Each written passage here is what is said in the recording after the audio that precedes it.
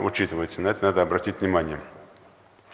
В рамках реализации приоритетного проекта формирования комфортной среды на территории республики ведет строительство благоустройства 44 дворовых и 13 общественных территорий в 8 муниципальных образованиях.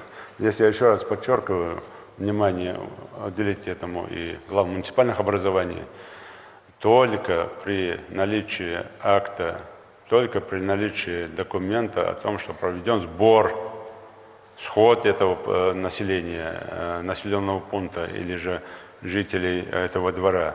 Мы на выборах президента о том, что отдельным направлением выставляли проект, и там люди голосовали, какой проект лучше. Из 3 проектов выбирали 11 таких проектов.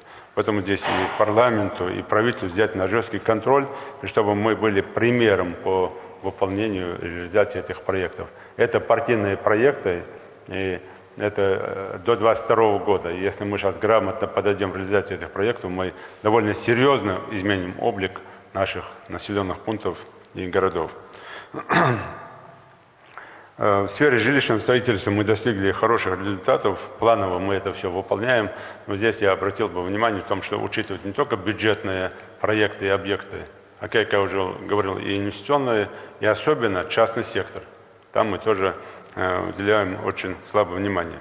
Одним из задач по ветхому жилью, главных задач, в ближайшее время я буду заслушать по этому поводу, поэтому просил бы вывести это как главную задачу. Это ревизия всего частного сектора. Здесь я думаю, что и органы правопорядка подключатся. Почему? Потому что где-то 50% так называемого ветхого частного жилья – это дутые цифры, это вообще не существующие адреса.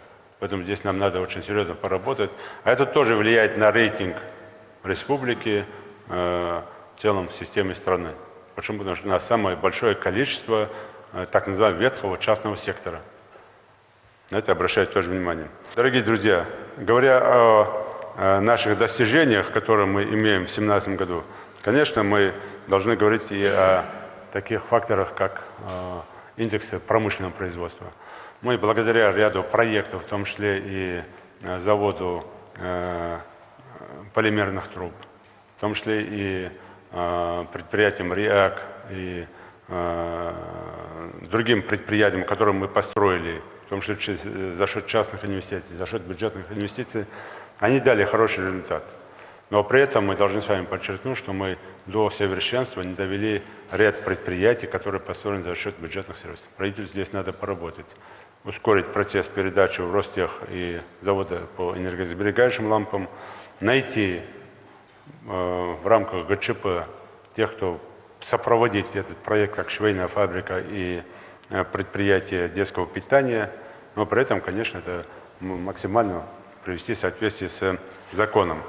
Но, тем не менее, я должен сказать, что мы максимально провели работу, и здесь я должен поблагодарить тех участников процесса, которые сделали такой хороший скачок в индексе промышленного производства. Необходимо подчеркнуть проблему с водоснабжением населения. Мы в этом году реализуем еще один проект на 300 миллионов рублей. Просил бы здесь еще раз глав муниципальных образований держать на личном контроле, чтобы те ошибки, которые в прошлом году были, чтобы они не допускались. И за счет этих средств решить проблему, которая сегодня стоит перед теми населенными пунктами, где у нас наиболее проблемно с водоснабжением.